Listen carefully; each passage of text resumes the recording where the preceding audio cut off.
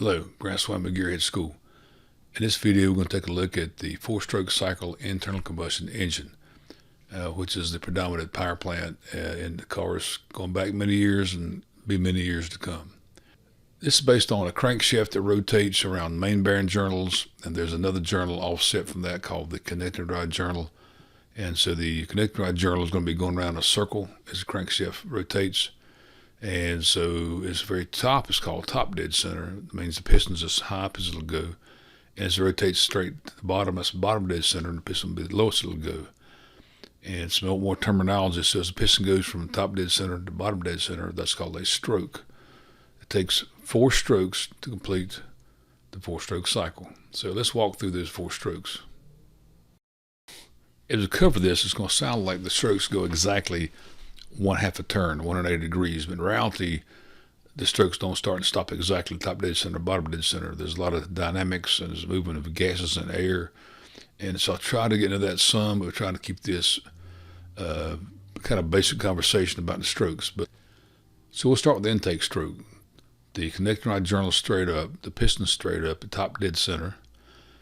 And as the crank turns, it's going to be pulling the piston down, creating a vacuum.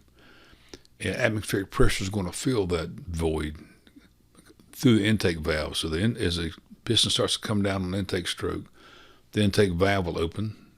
Actually, more modern designs have more than one valve in most cases.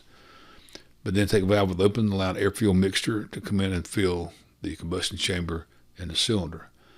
So the piston's going to come all the way down to bottom dead center. So now we have the intake stroke is finishing up at the bottom dead center. Now, in reality, you'll see, as you study this later, that we'll keep the intake valve open for a little longer as the piston changes directions, but we'll just go to standard 4-stroke cycle. Intake stroke, we pull from top center to bottom center. The intake valve is open, bringing in air-fuel mixture. This is relatively easy to do at low RPM, but as you can imagine, as you increase the speed of the engine, there's a finite amount of time it takes to have air-fuel mixture come into the engine. So you can actually have the engine kind of outrunning the capacity of the intake system. That's when you don't fill the chamber completely. You don't have time. That's called volumetric efficiency. So if I could totally fill the volume when the piston's at top dead center, I'm totally filling that, the head space and the entire cylinder full of air-fuel mixture. That's called 100% VE, volumetric efficiency. In reality, that never happens. You might at low RPMs on a highly tuned engine getting 80s and 90s, but in reality, at high RPM on most engines, you're going to see the volumetric efficiency drop way off. That's why horsepower curve actually falls off. Too deep into this, but the torque curve, horsepower is calculated off the torque times RPM, and that's why almost all the time your horsepower is going to drop off as you torque goes up. You try to hold that RPM and the torque falls off, it's going to pull the horsepower curve off. But bottom line is, the term I want to make sure you got is volumetric efficiency, and that's why we also go with superchargers and turbochargers to not rely on atmospheric pressure to fill on the intake stroke. We add positive pressure to the intake system. So now the piston's at bottom dead center. We have the combustion chamber and a cylinder full of air-fuel mixture. Intake valve closes. The piston comes back around, starts going back up on the upward stroke. This is called the compression stroke. We're going to compress everything that was above the piston at bottom dead center back into what's left inside the head called the combustion chamber. That's where we get compression ratio from too. Sometimes your compression ratio of a car is 8.5 to 1, 9 to 1, 10 to 1, 12 to 1. That's the ratio of the volume above the piston at bottom dead center, including the combustion chamber, divided by the piston at top dead center and what's above it, including the combustion chamber. So coming up on the compression stroke, that's the second stroke. I'm going to take this air-fuel mixture and compress it into a real small area. So when we light it off and it starts to do a rapid burn, we get a good push. So piston comes up to top dead center, or thereabouts, will light that off. Since we're talking about a gasoline engine, we'll spark ignite it. We use a spark plug, which is an electrical component. We're not really going to get into diesels, but diesels actually use compression ignition. They don't need a spark plug, but that's a whole different conversation. So piston top dead center. In reality, you actually start the spark before top dead center so that you have time to start building pressure by the time the piston passes top dead center. Everything, when you start increasing RPM on the engine, everything changes. So you want to change the point that the spark plug ignites actually too. So when we get the spark plug ignition, the air fuel mixture, it does not explode. A lot of people think it's an explosion. It's not supposed to be. If you have an explosion, then you got trouble. It's a very rapid burn, so as this air fuel mixture is burning, it's building gas pressure. It's going to push the piston down. That's the power stroke. And actually, that's only one of the 4 strokes that actually makes power. The other 3 strokes are robbing power. So come down to the bottom of the power stroke. Now we have the whole engine's full of spent gas. And as you imagine, the last stroke is the exhaust stroke. So now the piston is going to come back through bottom dead center, going back up to top dead center. The exhaust valve will be open as it goes up and shove the exhaust gas out. And directly following the exhaust stroke, we'll start right back around with the intake stroke. So let's think about this. We have a 4-stroke cycle, which means it takes 4 strokes to complete the cycle. Only one of those makes power, the power stroke. 2 crankshaft revolutions. That's a 1-cylinder engine. If we went to a 2-cylinder engine or 3-cylinder engine, or it doesn't matter how many cylinders, if it's a 4-stroke cycle engine and they're all connected to the same crankshaft, all of them fire in 2 revolutions.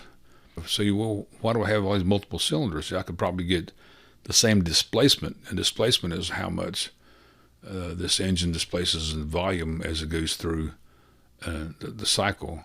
And so, if you get more cylinders, you have more displacement. When you say I have a 350 Chevy, that's going to be 350 cubic inches. That means that the engine in 2 crankshaft revolutions is going to displace or pump 350 cubic inches through the engine. And you got a 5-liter Mustang, that's a 5-liter engine. So sometimes this place is measured in liters. That means you're going to start off measuring in cubic centimeters or millimeters. It's a metric dimension. A liter is 1,000 cc's. And or you're going to be cubic inches. You're going to start measuring bore and stroke in inches. So, and then it's easy to convert back and forth. So why do we want more cylinders? And the reason is you have more power impulses, right? If I have a single cylinder 4-stroke cycle, I'll have 1 power impulse for 2 revolutions, and I get a vibration. Your typical economy lawnmower, picture lawnmower, generally have a single cylinder, and that's why the handle vibrates. And then good to, like a riding mower, you may get a single cylinder or double cylinder or triple cylinder, depends on commercial grade mower. As you get more cylinders, you'll notice the power is smoother. The same thing goes for a car. If I get a 4-cylinder car, I may have the displacement real similar to a V6, but by adding 2 more cylinders, I'm getting more power impulses for 2 revolutions of the crankshaft. I hope that makes sense. That's why you'll start seeing these real luxury cars, the Bentleys, and you're getting it's called a W engine, but it's something like 16 cylinders. It's a crazy amount of cylinders, to get they're high displacement, but they're also extremely smooth power because every time you add more cylinders, for instance, in the 4-cylinder engine, you get a power stroke every 180 degrees.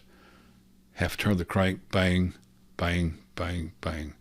You get into like a V8, that's going to cut that in half, and it's going to get a power impulse every 90 degrees of crankshaft rotation. A 12-cylinder, which there was actually some 12-cylinder. It's like Chrysler had in a truck or the Viper, I think.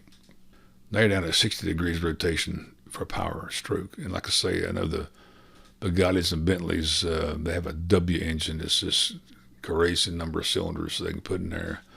I think it's pretty classic. There's 12 cylinders. I think there's even a 16-cylinder. And so that's the reason why you want more cylinders, is to have more power impulses and a smoother power. You don't have a bang and then 2 turns, and a bang and then 2 turns. You have more power impulses, less degrees of crankshaft rotation before you get a power stroke. All right. So that's just a real quick view of the 4-stroke cycle. Like I say, you could turn this into a whole day seminar. It's so many twists and turns on a four-stroke cycle. If you look into dynamics of air fuel flowing and getting in and getting out, and you start to get the valve timing so that you're scavenging, the exhaust going out is pulling the air fuel mixture coming in, because both valves open at the same time. There's a ballet going on between the intake and exhaust valve and the piston so they don't hit each other. The amount of horsepower they got a four-stroke cycle now is just ridiculous. It's like several hundred horsepower for four-cylinder engines, turbocharged, and so the engines are 3 and 4 times more powerful for the same amount of displacement than they were like 30 years ago. They're 40% lighter. They're making the most durable, most powerful, and lightest engines ever made. And so things do get better and better. But of course, at some point in the future, they'll probably be replaced, but not in my lifetime. Hope that helps you understand a little bit about four-stroke cycle. And any questions, look me up. Bye.